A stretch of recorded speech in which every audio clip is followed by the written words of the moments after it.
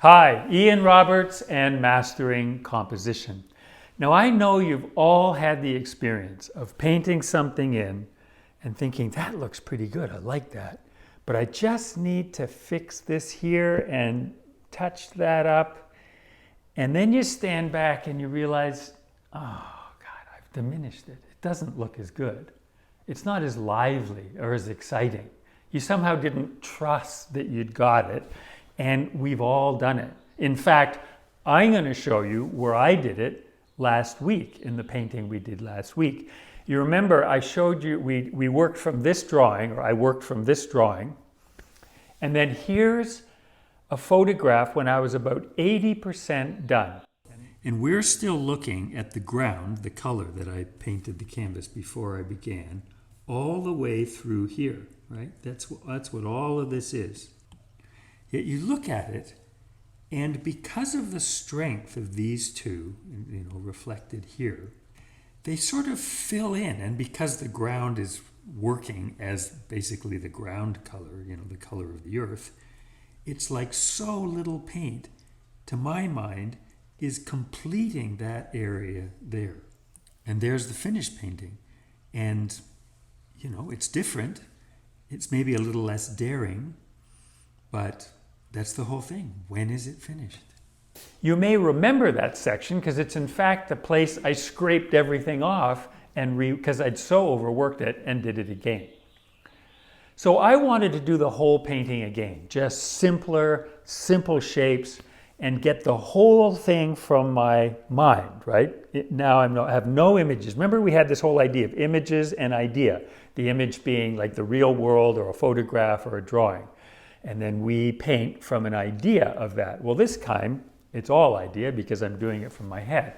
And so here's how the painting went. So you'll see as I go through here, I'm pretty simple with this big flat brush, just painting in simple shapes. And one of the things about this I started off calling this series the laboratory of the painting process because, rather than just seeing a particular painting, you're seeing the process of one painting and then wanting to work it into another painting. It's sort of the behind the scenes thinking of what goes on in the studio, the process, And so you can see I'm working here very simply. I'm just really not wanting to overwork this. I want to make sure that I'm just thinking of the shapes and making the shapes big and simple and not getting fussy. That's sort of the whole thing of what I was intending to do here.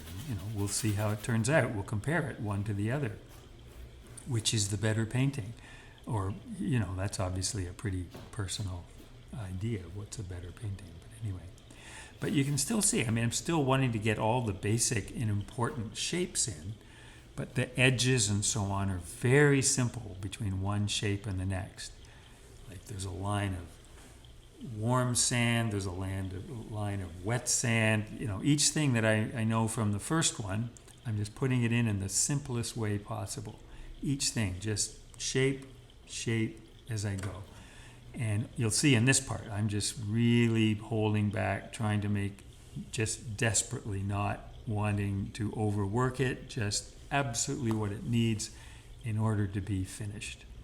And then I'm going to give you a short analysis of some of the little changes I made afterward, once I'd sort of stood back and had a look at it. But these are just the last few touches of the darks, and then you'll see. That will be the finished painting. So normally when I finish a painting, I'll go do something else and come back an hour later or a day later, and I'll just look at what there is attracting my eye and what needs adjusting. So these are the things that I adjusted. That line was straight across, and I put that little notch of paint in. This one was straight down, and I put that little notch of paint in. This was a really fuzzy edge, and I just straightened that one out, made it sort of a crisper edge, and then added that sort of reflection quality down here. And then I just put in two simple shapes, just so there was a bit more resonance between here and the idea of the reflection. And then this whole shape seemed really symmetrical right across like that. And so I pushed this color up into here and pushed those up into there to break that symmetry. But in each case, it was like I'd see something, I'd make the minimum amount of shift to fix it, stand back, make another adjustment, and then say, bingo, I'm done. And there's last week's painting, and you get a sense of there's more attention to edges and detail, I suppose, and there's the simpler blocked-in shape from this week. So this painting is simpler, I think, and I think this is the whole idea when I talk about using thumbnails or what I call roadmaps, is it gives you a clear idea from where you're starting from, so that as you progress, like having a map, it lets you know when you've arrived because you've figured out what you're trying to do in advance, and when you get there, you stand a better chance of leaving it alone. It's not infallible, I can tell you, but it gives you a much better chance of leaving it alone. So we'll talk more about this whole idea of developing these thumbnails or roadmaps in advance and using them when we're painting. So please do like the video if you enjoyed it, and please do subscribe if you haven't already, and you can sign up to receive this on your inbox every single Tuesday. So I hope you have a great week. I'll see you next Tuesday, and bye for now.